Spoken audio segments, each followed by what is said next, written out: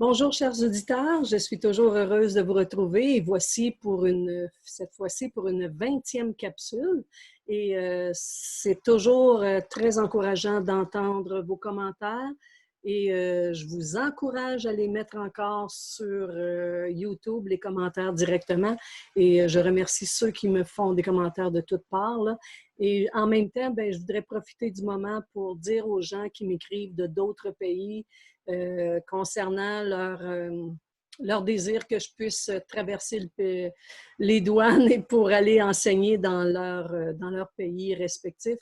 Malheureusement, ce n'est pas mon mandat et c'est pourquoi j'ai placé ces enseignements-là sur YouTube afin que la grande majorité du globe terrestre puisse en profiter.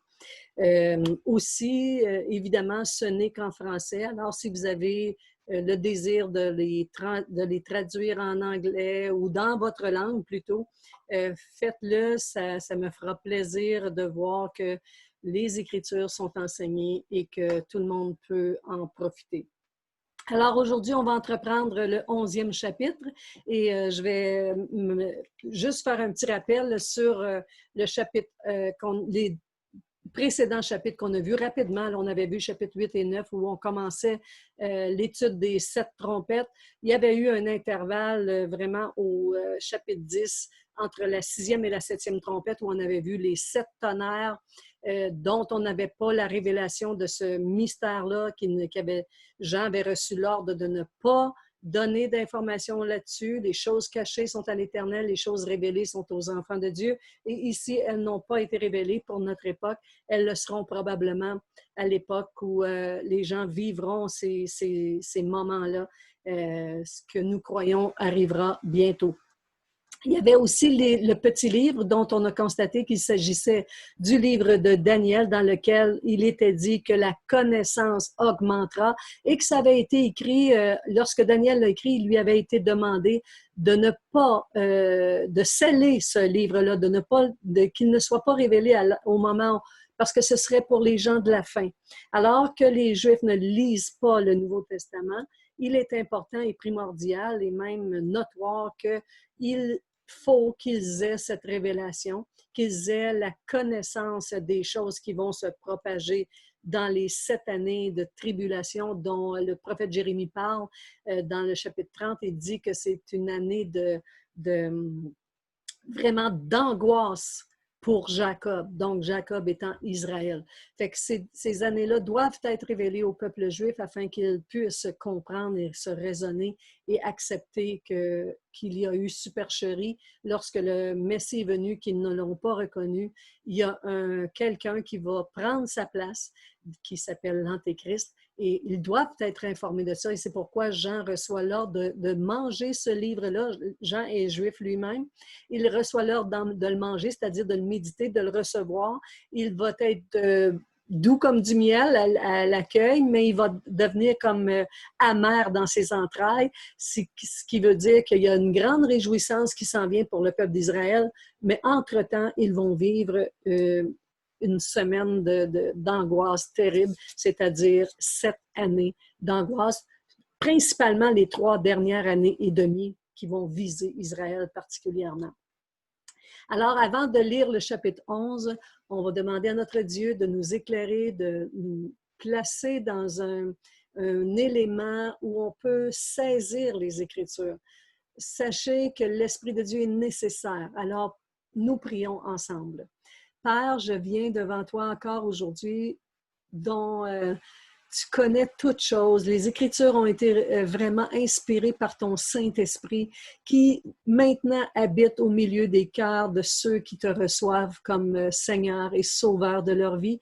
Je prie pour que cette révélation nous soit accordée aujourd'hui, que les paroles que je vais prononcer vont être précises, qu'elles vont donner de la lumière sur ceux qui l'écoutent, et qui vont donner même une envie particulière à ceux qui l'écoutent de le transmettre à d'autres et de faire en sorte que ces enseignements soient propagés dans le monde entier et que la lumière vienne sur tous ceux qui l'entendent afin qu'un plus grand nombre soit sauvé. Merci, Père éternel, précieux nom de Jésus dans lequel nous avons été lavés, sanctifiés, purifiés et dont nous accueillons la rédemption qui vient avec surtout le sacrifice qu'il a offert sur la croix pour le pardon de nos péchés. Amen. Aujourd'hui, ici, dans ma région, il fait un orage, fait que je pense que c'est possible que vous ayez des images confuses quelquefois, mais j'espère que cette vidéo sera quand même correcte. Déjà, je trouve que l'image est floue, mais peut-être que ce ne sera pas comme ça quand vous l'écouterez. Fait que lisons ensemble le chapitre 11 de l'Apocalypse. Et juste en passant, beaucoup de monde me demande combien de capsules il reste. C'est très difficile à dire parce que je tiens à ce que ce soit quelque chose de très complet parce que je n'aurai pas la chance peut-être de le reproduire à nouveau. Alors, je donne un enseignement très, très complet, très détaillé pour que vous puissiez vous y référer quand vous en aurez besoin dans le futur comme à présent. Alors, il reste probablement autant de capsules que j'en ai fait présentement, mais peut-être pas. En tout cas, on va continuer jour après jour. Dieu seul sait combien de... Parce que normalement, je donne ce cours-là directement devant un groupe et ce sont des cours qui durent 2 heures avec beaucoup d'informations. Puis après ça, il y a une période de questions et réponses. Mais comme ce n'est pas le cas, puis comme les capsules, on essaie de les limiter au gros maximum à 1 heure, évidemment que ça double le temps qu'on a besoin pour l'enseignement. Alors, lisons ensemble le chapitre 11 de l'Apocalypse. Rappelez-vous que c'est toujours Jean qui reçoit la révélation qui lui est donnée par l'ange qui représente la révélation que Jésus lui donne. On me donna un roseau semblable à une verge en disant « Lève-toi et mesure le temple de Dieu, l'autel et ceux qui y adorent. Mais le parvis extérieur du temple, laisse-le en dehors et ne le mesure pas car il a été donné aux nations et elles le fouleront aux pieds la ville sainte pendant 42 mois, ce qui veut dire 3 ans et demi. Je donnerai à mes 2 témoins le pouvoir de prophétiser revêtus de sacs pendant 1260 jours. Ce sont les 2 oliviers et les 2 chandeliers qui se tiennent devant le Seigneur de la terre. Si quelqu'un veut leur faire du mal, du feu sort de leur bouche et dévore leurs ennemis. Et si quelqu'un veut leur faire du mal, il faut qu'ils soient tués de la même manière. Ils ont donc le pouvoir de fermer le ciel, afin qu'il ne tombe point de pluie pendant les jours de leur prophétie, et ils ont le pouvoir de changer les eaux en sang et de frapper la terre de toute espèce de plaie chaque fois qu'ils le voudront. Quand ils auront achevé leur témoignage, la bête qui monte de l'abîme leur fera la guerre, les vaincra et les tuera. Et leurs cadavres seront sur la place de la grande ville qui est appelée, dans un sens spirituel, Sodome et Égypte, là même où leur sauveur ou Seigneur a été crucifié. Des hommes d'entre les peuples, les tribus, des langues, les nations, ils verront leurs cadavres pendant 3 jours et demi et ils ne permettront pas que leurs cadavres soient mis dans un sépulcre. Et à cause d'eux, les habitants de la terre se réjouiront et seront dans l'allégresse et ils s'enverront des présents, des cadeaux les uns aux autres parce que ces 2 prophètes ont tourmenté les habitants de la terre.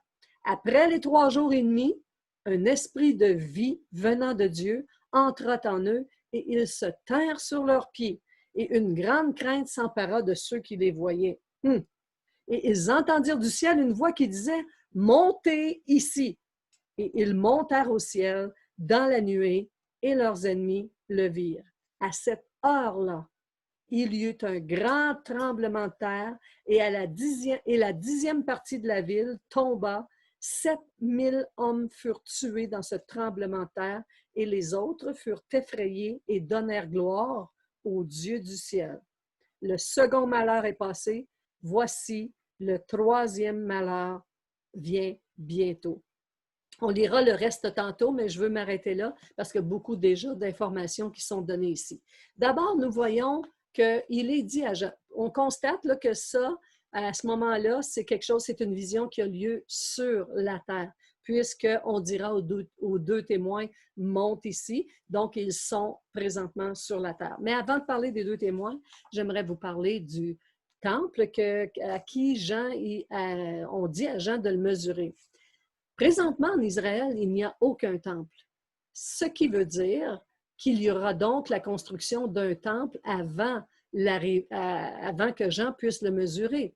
Donc, on a vu vraiment que des fléaux étaient arrivés, que l'Antéchrist n'était pas encore connu comme l'Antéchrist, mais qu'il était paru sur la place publique sous les Écritures où est-ce qu'on parle des 4 chevaux du même cavalier. On a raconté un peu l'histoire de l'Antéchrist, qu'est-ce que sera son intention. Et nous voyons aussi quelles seront ses pratiques, ses œuvres, et comprenons aussi que tout le fait qu'on demande à Jean de mesurer un temple, c'est qu'il y aura un temple en Israël. Présentement, on sait qu'il y a eu le premier temple qui a été construit par Salomon. Salomon, on voit dans 2 Chroniques, chapitre 22, 6 à 10, que le temple a été détruit.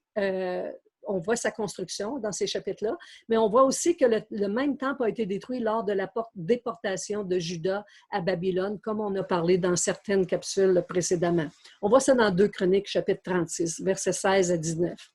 Le deuxième temple a été reconstruit sous l'ordre de reconstruction du temple par Cyrus le Mède, c'est-à-dire le roi de Perse.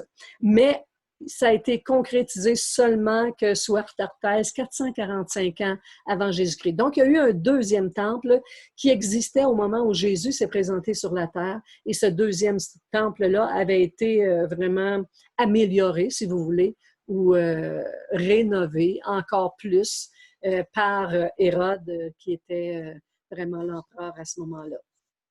Ce temple-là, lorsque Jésus est venu, vous vous rappelez que Jésus avait dit qu'il ne resterait pas pierre sur pierre qui ne soit renversé de ce temple.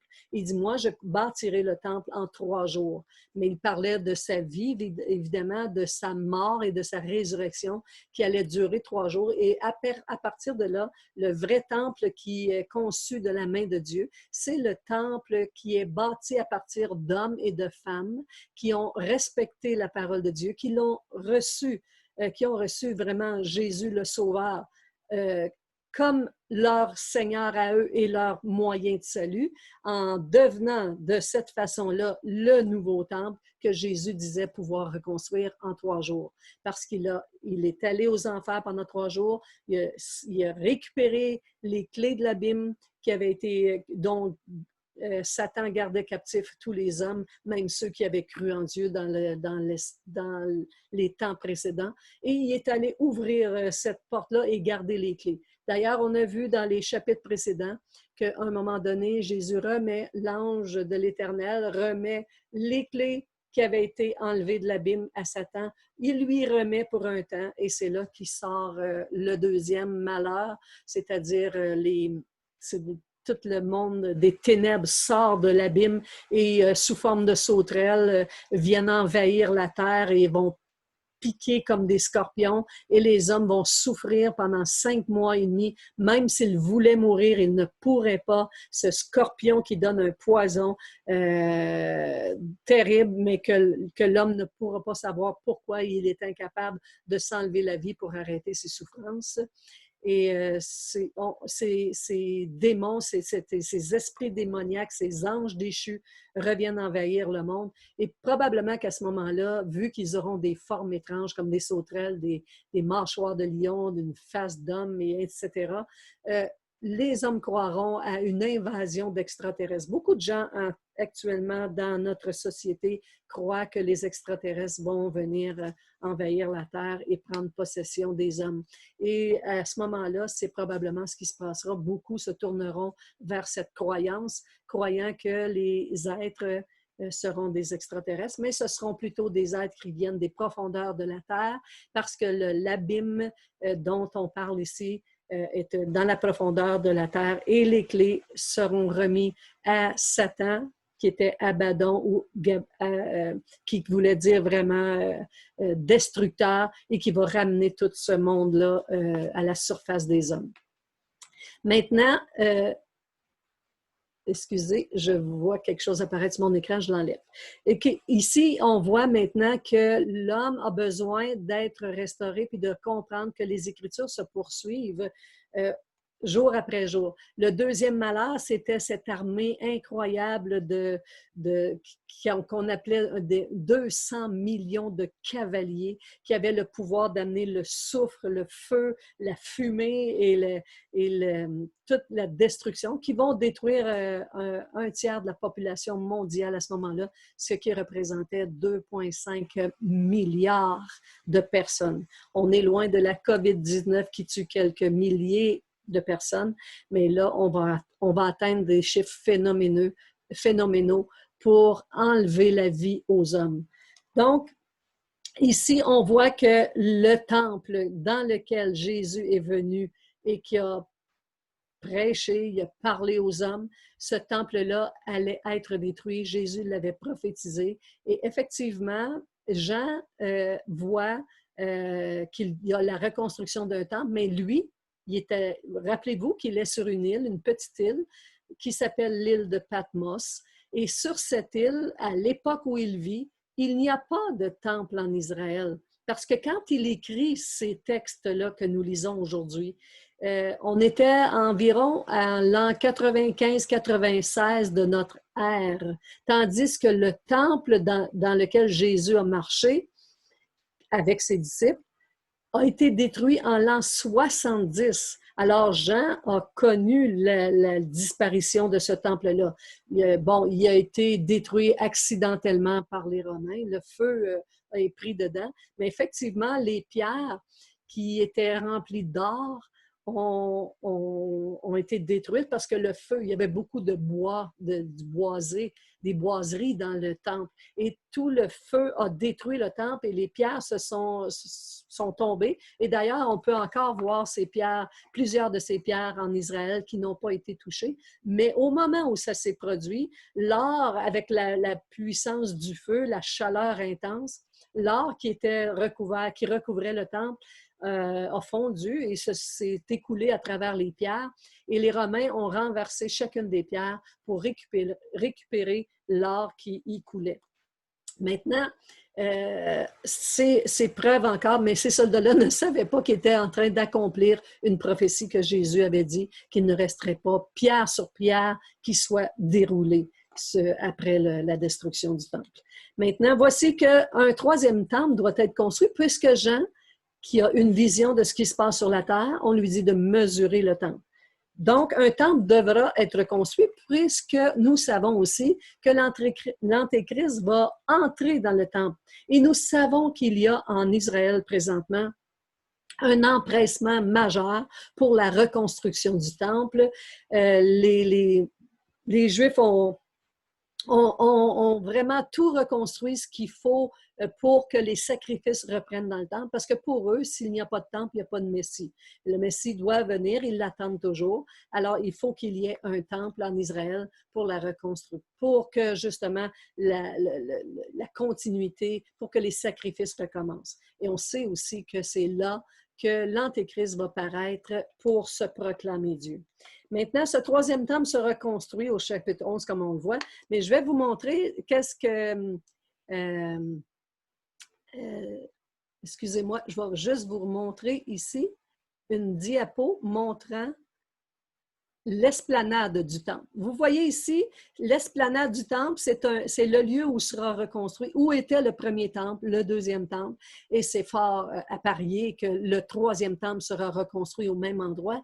Mais avec le temps, il y a eu des problèmes avec ça, parce que le deuxième temple a été détruit, et à partir de là, un peu plus tard, il y a un nouveau temple, il y a un temple qui avait été construit pour Jupiter, mais ensuite, on l'a remplacé par le dôme du rocher où le temple de la mosquée d'Omar, ça a été construit en 1112 de notre ère. Et c'est ce que vous voyez ici, le temple qui a été reconstruit, qui s'appelle la mosquée d'Omar, est un temple musulman qui est sur l'esplanade du temple, le lieu où était le temple en Israël. C'est pourquoi ce lieu-là est un lieu très chaud, dans le sens que le temple que les Juifs veulent rebâtir est supposé être bâti à cet endroit.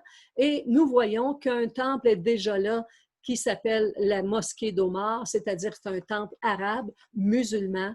Et en 1967, lorsque la guerre de 6 jours a eu lieu, Israël a récupéré la vieille partie, c'est-à-dire la vieille ville, la partie est de Jérusalem, dont l'esplanade du temple que vous voyez ici, et en même temps, ont récupéré cet espace. Mais comme il y avait justement la mosquée d'Omar qui est là, qui est un temple arabe, qui est un temple musulman, il y a eu un accord qui a été entendu pour qu'il n'y ait pas une seconde guerre qui éclate. Et on a permis aux Arabes de gérer ce lieu-là. Et quoique ça appartient à Israël, on a permis à la police arabe de gérer ce lieu-là, mais depuis ce jour, il est interdit aux Juifs, aux chrétiens du monde entier de prier sur l'esplanade du temple tout près de la mosquée d'Omar. Donc, seuls les musulmans ont droit de prier à cet endroit. Par exemple, vous ne pourriez pas aller là avec une Bible en main, on vous interdirait l'entrée. D'ailleurs, la dernière fois que je suis allée en Israël, en 2012, il nous avait été très difficile de nous promener dans ce lieu-là, même à cette époque-là. Fait que vous voyez que c'est un lieu, c'est l'esplanade du temple, le lieu qui appartient à Israël. C'est sous l'autorité de la police arabe où la mosquée d'Omar a été construite en 1112 de notre ère. Elle siège toujours sur ce lieu-là. Le lieu est interdit aux cultes étrangers, puis même aux Juifs. Même les Juifs à qui ça appartient n'ont pas le droit. Mais vous comprendrez que c'est le lieu qui veut être l'endroit où le prochain temple devra être construit.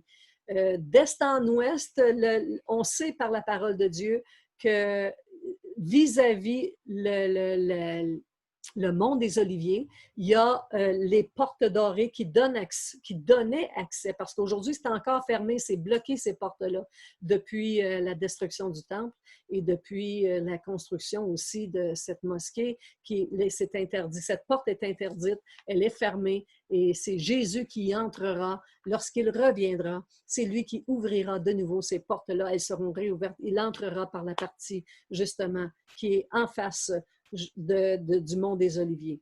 Nous savons que le prochain temple sera construit là parce que dans la Bible, il y a un endroit où ça dit qu'il y avait 25 adorateurs des faux dieux qui faisaient dos au soleil le matin. Fait que le matin, on a en face de nous l'est où le soleil se lève et en arrière de nous, il y a l'ouest où il se couche. Ils faisaient dos au soleil très tôt le matin pour adorer leurs idoles et on sait qu'ils étaient à l'emplacement du temple. Alors, on sait que les portes du temple de Jérusalem, les portes dorées, se trouvent à l'est.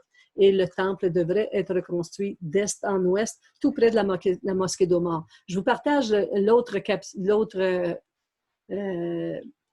l'autre image ici. Vous voyez que le temple actuellement, ça c'est une projection, là, parce que le temple actuellement n'est pas là. Mais la projection, vous avez toujours la mosquée d'Omar et le temple qui devrait être reconstruit, il a été mesuré ici par l'apôtre Jean, à qui on a donné l'ordre de mesurer le temple. Et voici la construction qui pourrait être tout près de la mosquée d'Omar. Les deux pourraient cohabiter ensemble sous un accord qu'un homme qui va paraître sur la place publique va apporter un accord pour la reconstruction de ce temple-là, tout en conservant la mosquée d'Omar, qui est juste à côté, le temple musulman, et qui vont donner accès vraiment aux Juifs d'avoir leur temple et aux Arabes d'avoir leur mosquée aussi.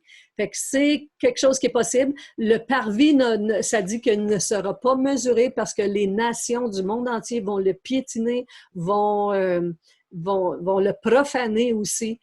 Donc, il dit, ne mesure pas ça parce qu'il va y avoir des temps vraiment où ça va être toutes les nations vont piétiner ce lieu-là. OK, donc le retour, si on calcule bien, j'aimerais vous montrer dans Daniel, chapitre 8, versets 12 à 14, surtout le verset 13, nous lisons, Daniel reçoit des indications où il parle avec un ange aussi qui lui révèle des choses concernant l'avenir. Et dans ce livre-là, il est dit au chapitre 8, verset 13, « Pendant combien de temps s'accomplira la vision sur le sacrifice perpétuel et sur le péché dévastateur? Jusqu'à quand le sanctuaire et l'armée seront-ils foulés? » Et l'ange répondit, « 2300 soirs et matins, puis le sanctuaire sera purifié. » Je vais vous faire suivre ici encore une autre diapo pour que vous ayez l'histoire devant vous. Oh, pardon, c'est ici. Fait que regardez ici, si vous voyez bien, là, Daniel, au chapitre 8, versets 12 à 14, il dit que 2300 soirs et matins et le sanctuaire sera purifié. Le retour, donc, on sait que ce n'est qu'au moment du retour de Christ que le sanctuaire sera purifié. Donc, 2250 jours, ce qui veut dire le temps complet des 7 années de tribulation égale 2520 jours. Il dit qu'il va y avoir 2300 jours. On sait que le sanctuaire, il faut qu'il soit présent 2300 jours avant la fin. Fait que si on comprend qu'il y a 2520 jours pour qui comble les 7 années complètes à partir du moment où l'Église est enlevée et que l'ordre de reconstruction du temple sera donné. Il y aura 2300 jours jusqu'au retour de Christ. Entre les deux, ça fait 220 jours, ce que nous croyons être le nombre de jours pour que le temple soit reconstruit. Donc, l'ordre sera donné avec la diplomatie en laissant aux nations les parvis extérieurs qui les fouleront pendant 42 mois jusqu'à temps que justement arrive la bataille d'Armageddon où Jésus revient sanctifier le temple. On pense aussi qu'il y aura un 4e temple. Bon, on ne le pense pas, on est sûr. On est sûr qu'il y aura un 4e temple. Je vous reviens avec ça tantôt. Il y aura un 4e temple puisque on sait que ce temple-là, le 3e, sera détruit à la bataille d'Armageddon, mais dans le temps du millénium, c'est-à-dire les 1000 ans de paix où Jésus reviendra sur la terre, on sait aussi qu'il y aura un temple de paix qui sera reconstruit. Et Ézéchiel nous donne ces informations-là.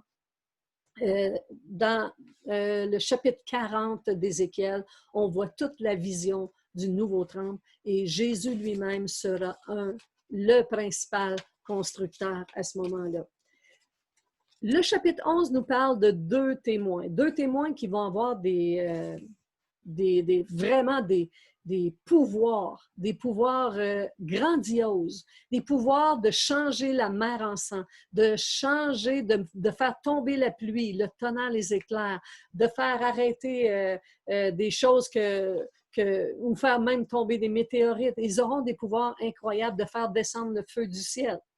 Maintenant, ces 2 témoins débutent leur ministère, comme on le voit au chapitre 11, un peu avant l'arrivée de l'Antéchrist, peu avant la moitié de la semaine. Donc, la moitié de la semaine étant 3 ans et demi, et ça va se terminer au seuil de la bataille d'Armageddon, justement. Au verset 7, on voit que la bête leur fera la guerre. Or, la bête, elle, que nous allons découvrir l'identité, on la découvre au chapitre 13 seulement. C'est donc, quand on lit tout le chapitre 11 sur le récit des 2 témoins, c'est donc l'histoire des 2 témoins jusqu'à la bataille d'Armageddon qui va arriver en toute fin. Donc, on voit d'une manière le présage de toutes les œuvres que vont effectuer ces 2 témoins et tout le travail, le ministère qu'ils auront d'évangélisation à ce moment-là. Ça va être accompagné des pouvoirs que Dieu va leur avoir légués. Qui sont donc ces 2 témoins? Venons avec moi dans Malachie, chapitre 4, verset 5. Ça dit, « Voici, je vous enverrai Élie, le prophète, avant que le jour de l'Éternel arrive. ce jour grand et redoutable. Il ramènera le cœur des pères à leurs enfants et le cœur des enfants à leurs pères, de peur que je ne vienne frapper le pays d'interdit. Il était donc prophétisé dans Malachie qu'avant l'arrivée du jour du Seigneur, le grand jour du Seigneur, Élie devait d'abord venir.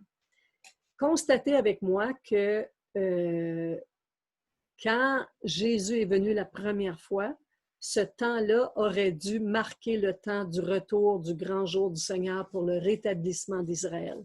Toutefois, les Juifs ayant refusé d'accepter leur Messie, un autre ère s'est ajouté, c'est l'ère du mystère de tous les temps, caché de tous les temps, qui s'appelle le temps de l'Église, qui va durer près de 2000 ans, où on connaît que l'Église maintenant c'est une nouvelle alliance, c'est la nouvelle alliance que nous avons avec le sang de Christ qui a payé la dette de nos péchés et dans laquelle nous pouvons nous joindre et nous greffer aux gens qui devaient hériter du royaume de Dieu, c'est-à-dire d'Israël. On est greffé à ce peuple qui devait recevoir les clés de l'entrée du ciel. Nous le recevons par l'intermédiaire de Jésus, qui est juif et qui est venu payer pour ses frères, qui a payé la dette des péchés de ses frères, c'est-à-dire les Juifs de l'époque, mais qui n'ont pas été de ceux qui ont reconnu toute cet temps où ils devaient être marqués par la présence de leur Messie. Donnez-moi une seconde, je ferme mon cellulaire que j'ai oublié pour ne pas vous encombrer avec les sons. OK. Fait que ce temps-là, c'est Malachie qui avait eu la prophétie. Je ne sais pas si vous suivez, si vous lisez vos Bibles, mais nous allons lire aussi que dans le même temps, il avait été dit en Jean 1, 21, il avait été demandé à Jean, on parle de Jean-Baptiste ici et non pas l'apôtre Jean, mais à Jean-Baptiste, on lui avait demandé, c'est-tu toi, Élie? C'est-tu toi qui devais venir? Puis Jean, il répond, Jean-Baptiste répond, c'est pas moi, non, je ne le suis pas. Il va plutôt répondre, je suis la voix de celui qui crie dans le désert, qui devait annoncer les voix du Seigneur. Mais en Matthieu, chapitre 17, verset 10, les disciples lui firent une question. Pourquoi donc les scribes disent-ils qu'Élie doit venir premièrement? Il pose la question à Jésus. Il répondit, il est vrai que Élie devait venir et rétablir toutes choses, mais je vous dis qu'Élie est déjà venu et qu'ils ne l'ont pas reconnu et qu'ils l'ont traité comme ils ont voulu. De même, le Fils de l'homme souffrira de leur part. Les disciples comprirent alors qu'il leur parlait de Jean-Baptiste. Attention ici. Dans certains passages, dans Matthieu chapitre 11, verset 12, je vais vous le lire tout de suite. Depuis le temps de Jean-Baptiste jusqu'à présent, le royaume des cieux est forcé. Et ce sont les violents qui s'en emparent, car tous les prophètes et la loi ont prophétisé jusqu'à Jean. Et si vous voulez le comprendre, c'est lui qui est l'Élie qui devait venir.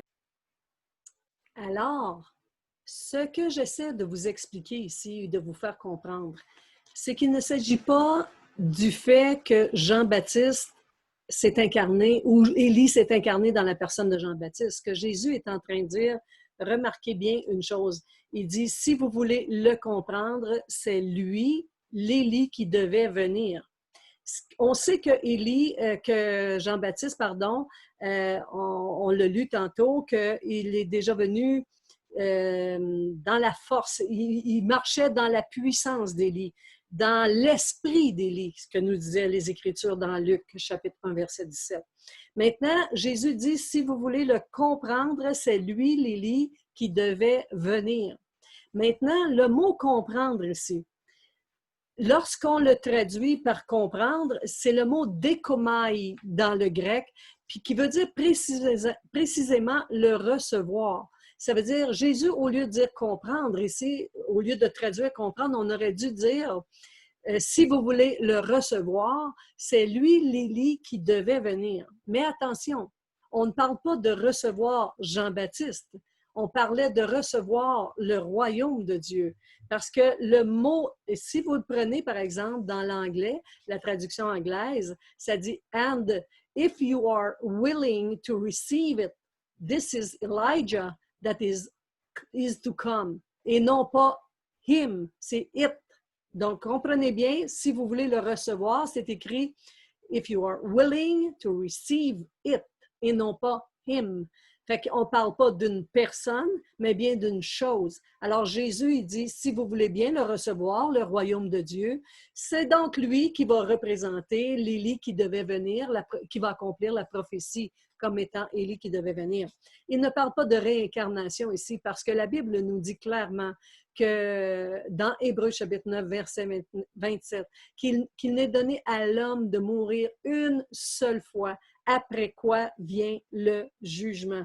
Donc, c'est vraiment pas de penser que Élie s'est réincarné dans la personne de Jean-Baptiste, mais plutôt que Jean-Baptiste allait accomplir la prophétie de venir annoncer la venue du Seigneur avant son arrivée, avant l'arrivée du royaume de Dieu sur terre, alors que les Juifs ne l'ont pas reçu, ils n'ont pas reçu ce royaume-là.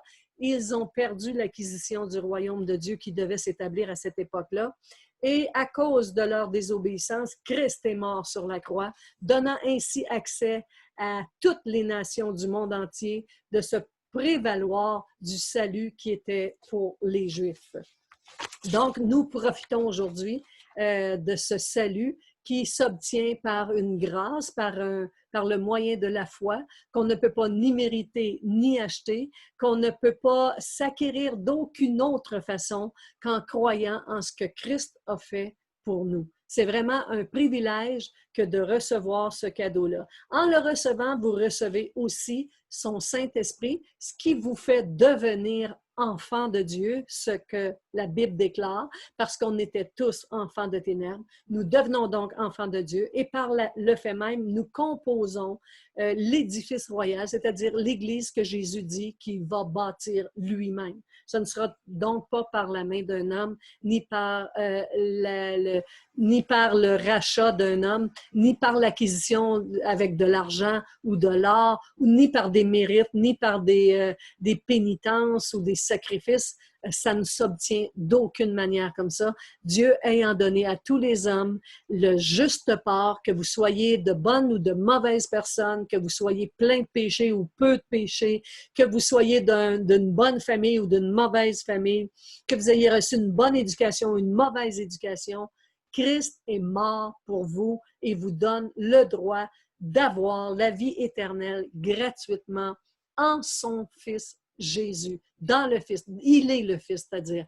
Donc, le Père donne cet accès-là dans le Fils et ça dit que si quelqu'un n'a pas le Fils, il n'a pas le Père. Si vous vous présentez devant Dieu sans avocat, sans Jésus-Christ comme avocat, vous êtes perdu pour l'éternité. Ça ne veut pas dire que vous allez être anéanti, ça veut dire que vous allez passer l'éternité sans Christ, sans Dieu, sans royaume de Dieu, sans la vie éternelle. Vous allez être habité de la mort éternelle dans un lieu de tourment où habitent les démons et Satan et la bête que vous allez connaître plus tard dans quelques chapitres. Maintenant, ce Élie qui devait venir. On connaît l'histoire d'Élie dans l'Ancien Testament ou dans un des livres de, voyons, dans le deuxième livre des rois, chapitre 2, verset 11, où ça nous raconte que Élie devait venir avant le grand retour du Seigneur, mais qu'il est monté au ciel sans mourir. C'est-à-dire que Élie a été enlevé dans un tourbillon de feu. Lisons-le ensemble, je vais le lire avec vous. Comme il continuait à marcher tout en parlant, il parlait avec son serviteur Élisée, il dit, « Voici un char de feu et des chevaux de feu les séparèrent l'un et l'autre, et Élie monta au ciel dans un tourbillon. » Donc, c'est un des seuls hommes qu'on connaît qui n'est pas mort, mais qui est allé dans le ciel sans mourir premièrement. Il y a un deuxième homme comme ça qu'on connaît de la Bible, dans le tout début dans la Genèse, où ça dit que Enoch marchait avec Dieu depuis 300 ans, qui a marché fidèlement avec le Seigneur, et le Seigneur l'a retiré de la terre, et lui non plus n'est pas mort. Donc, pourquoi pensons-nous que les deux témoins qui vont revenir sur la terre et qui vont mourir sur la place publique et qui vont ressusciter, ne seront-ils pas cet Élie et cet Enoch qui devait vraiment mourir avant d'avoir la vie éternelle, avant de ressusciter, parce qu'il est dit à tout homme que c'est après la mort que le jugement a lieu. Donc, soit que tu passes à côté du jugement puis tu t'en vas au ciel pour l'éternité. Donc, tu seras jugé au tribunal de Christ pour tes récompenses, ou tu seras jugé au grand trône blanc pour avoir la mort éternelle et tes sentences seront proclamées à ce moment-là, mais tu seras séparé de Dieu pour l'éternité de toute façon.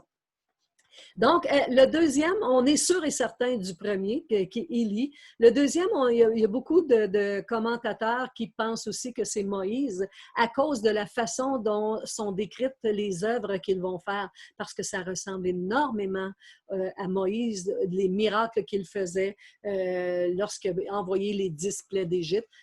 Changer la mer en sang, de faire descendre le feu du ciel et tout ça. On pense que vraiment ça ressemble au miracle que Moïse faisait. Mais la Bible nous dit que Moïse est mort, que c'est Dieu lui-même qui l'a enterré et que personne ne sait où est son tombeau depuis ce jour. Ce qui est intéressant de savoir aussi, c'est que lorsqu'il y a eu la transfiguration, lorsque Jésus était avec Pierre, Jean et Jacques, il y a eu une transfiguration, c'est-à-dire Jésus a été transfiguré dans son corps céleste, dans son corps divin, si vous voulez. Il est apparu là sur la montagne devant eux. Et d'un côté et de l'autre, il y avait 7 Élie dont nous parlons aujourd'hui, l'Élie qui est monté au ciel sans mourir. Et il y avait à côté de lui Moïse. Moïse qui représente les gens qui sont morts comme croyants, qui vont aller au ciel, et Élie, qui n'est pas mort, qui représente les gens qui ne vont pas mourir sur la terre, qui vont être enlevés au ciel, comme on parle souvent de l'enlèvement des chrétiens, de l'Église de Christ. Alors, il représente ce groupe-là. Fait qu'un qui monte au ciel sans mourir et l'autre qui meurt et monte au ciel parce que c'est Christ lui-même. Et ils apparaissent tous les deux conjointement dans la transfiguration lorsque Jésus est transfiguré. Et Pierre est tellement impressionné de cette vision, de cette apparition, parce qu'il les voit. Là, c'est pas juste un mirage, c'est véritable. Jacques, Pierre et Jean ont bel et bien vu Jésus dans sa gloire avec Moïse et Élie à ses côtés. Maintenant, on s'appuie sur le fait que Élie et Enoch ne sont pas morts pour penser que les deux témoins seront probablement Enoch et Élie, qui n'ont pas passé par la mort, mais qui devront revenir pour mourir et retourner au ciel ensuite. Parce que nous, les vivants qui serons restés, qui seront enlevés dans la présence du Seigneur à l'enlèvement de l'Église, ça dit que nous serons changés en un instant, en un clin d'œil, changés par la puissance de Dieu pour retrouver nos corps de résurrection. Maintenant, Enoch devra nécessairement revenir pour mourir comme Élie, et ces deux témoins seront appuyés par les 144 000 Juifs qui feront leur ministère, justement, qui auront servi à avertir toutes les nations, les peuples, surtout le peuple juif, du jugement à venir et que la repentance est toujours chose possible puisque Christ n'est pas revenu pour le jugement des nations et le retour final avant que tout homme puisse recevoir Christ comme sauveur. Il est encore temps de le faire. Donc ici, on voit, ça nous dit ici que le deuxième malheur est terminé. Et on va continuer la lecture. On était rendu au verset 14 où ça dit « Le second malheur est passé. Voici le troisième malheur vient bientôt. » On est toujours dans le chapitre 11, verset 15. Voici que ça dit « Le septième ange sonna de la trompette et il y eut dans le ciel de fortes voix qui disaient « Le royaume du monde est remis à notre Seigneur et à son Christ, et il régnera au siècle des siècles. » Et les 24 vieillards qui étaient assis devant Dieu, sur leur trône, se prosternèrent sur leur face et ils adorèrent Dieu, en disant, nous te rendons grâce, Seigneur Dieu Tout-Puissant, qui est et qui était, et de ce que tu as saisi la grande puissance et pris possession de ton règne. Les nations se sont irritées et ta colère est venue, et le temps est venu de juger les morts, de récompenser tes serviteurs, les prophètes. Remarquez qu'ils ne disent plus les vivants et les morts, mais de juger, de récompenser tes serviteurs, de juger les morts, de récompenser tes serviteurs, les prophètes, les saints et ceux qui craignent ton nom, les petits et les grands, et de détruire ceux qui détruisent la terre. Et le temple de Dieu dans le ciel fut ouvert, et l'arche de son alliance apparut dans son temple. Il y eut des éclairs, des voix, des tonnerres, un tremblement de terre et une forte grêle.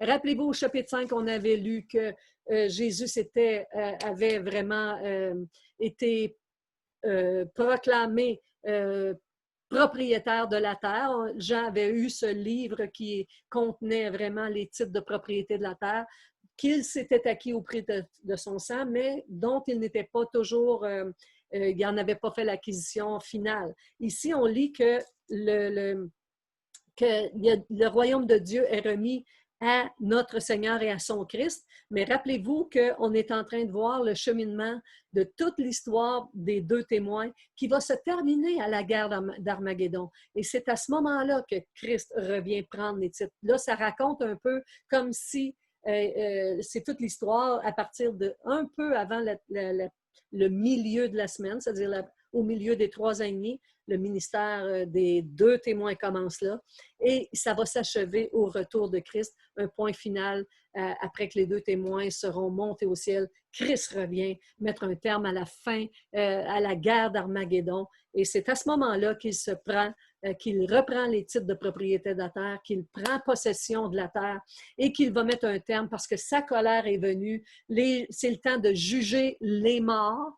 Remarquez bien que ce n'est pas dit les vivants et les morts cette fois-ci, parce que tous les vivants sont ressuscités au moment où la guerre d'Armageddon a un terme. Parce qu'il y a ici un jugement qui va être porté contre les morts sans Christ et de remettre les récompenses, et comprenez bien ce que ça dit, de récompenser tes serviteurs, les prophètes, les saints et ceux qui craignent ton nom. Donc, au retour de Christ, ça va être le temps que tous les saints soient récompensés de leurs œuvres et que leur terme de jugement soit terminé. Ils ont été jugés dignes d'être trouvés appartenant à Christ, appartenant à l'Église, appartenant soit à l'épouse, soit aux invités au repas du Seigneur, soit aux serviteurs de Dieu, mais ils feront partie de tous ceux qui vont régner avec Christ pendant 1000 ans et même pendant l'éternité. Maintenant, le jugement va venir, le jugement va tomber sur le monde dans les prochains chapitres et on va voir comment cela va se dérouler, comment l'Antéchrist va paraître. Maintenant, si on remarque ici, on disait que le deuxième malheur était passé, mais ici, au verset 19, le temple de Dieu dans le ciel fut ouvert, mais au verset 15, ça dit « Le 7e ange sonna de la trompette, et il y eut dans le ciel de fortes voix qui disaient « Le royaume du monde est donné à son Christ ». Donc, on va voir que la 7e trompette dans le prochain chapitre va ouvrir d'une manière prolongée le 3e malheur, parce qu'on a connu le premier malheur, les entités en forme de sauterelles. Le deuxième malheur, les 200 millions de dévastateurs, de cavaliers dévastateurs qui vont venir sur la terre et exterminer un tiers de la population mondiale. Le 3e malheur va débuter à l'ouverture de la 7e trompette, mais ça va se prolonger vraiment de manière prolongée jusqu'à la fin de ce que nous allons connaître. Et ce sera le 3e malheur qui va tomber sur le monde, l'apparition de la bête, de l'Antéchrist, du faux prophète et tout ça. Mais à la lecture du 12e chapitre la semaine prochaine, je veux encore vous partager cette capsule. Ici, attention, voilà la prochaine capsule. Je veux juste vous montrer que la 7e trompette, on a vu ici qu'il y avait eu de la grêle et du feu, qu'il y avait eu une montagne embrasée, une étoile ardente qui avait vraiment contaminé toutes les eaux et tout ça. l'obscurité partielle qui avait été sur toute la terre, une invasion démoniaque justement en forme de sauterelle, la cavalerie de 200 millions de cavaliers qui vont tuer le quart des personnes de la population du monde entier. Aujourd'hui, si ça se produisait, ça voudrait dire 2,5 milliards de personnes qui mourraient. Et ensuite, on voit l'ébranlement atmosphérique, les éclairs, le tonnerre et tous les changements atmosphériques qui auront lieu. La 7e trompette va nous amener à l'ouverture, à la compréhension de 7 personnages qui vont agir maintenant. Et nous verrons la femme, l'enfant mâle, le dragon, l'archange Michael, le reste juif, la bête et le faux prophète que nous verrons dans la prochaine capsule. J'espère que ces écrits vous ont été utiles, que nous comprendrons mieux et justement, la prochaine capsule sera super intéressante parce que nous découvrirons des choses importantes. C'est sûr que des fois, j'ai besoin d'expliquer certaines choses avant d'arriver vraiment à froid dans le chapitre 12. Nous allons expliquer certaines choses, mais pour le moment, que Dieu bénisse vraiment votre parcours avec Dieu. Ne lâchez pas, ce n'est pas le moment d'abandonner. Si vous connaissez Christ, ce n'est pas le moment de laisser tomber, ce n'est pas le moment de laisser choir. Malgré le confinement qui a lieu à travers le monde entier présentement, malgré la peste qui viendra, les famines qui viendront, n'abandonnez pas votre communion avec le Seigneur. Elle est extrêmement importante, d'autant plus que vous ne voyez s'approcher le jour, comme nous disent les Écritures. Jésus, je le répète, nous dit, lorsque vous verrez ces choses arriver, lorsque vous entendrez les sons de guerre et de bruit de guerre, les manifestations des famines, de la peste, de la contamination mondiale, des choses qui se prépareront, ça dit redressez-vous, redressez vos têtes, car votre délivrance approche. Alors, si vous êtes de ceux qui attendaient le retour de Christ depuis longtemps, c'est le moment de vous attacher à lui et de persévérer dans sa présence. D'ici là, je vous souhaite une belle semaine et nous nous revoyons la semaine prochaine pour les Écritures de l'Apocalypse, chapitre par chapitre.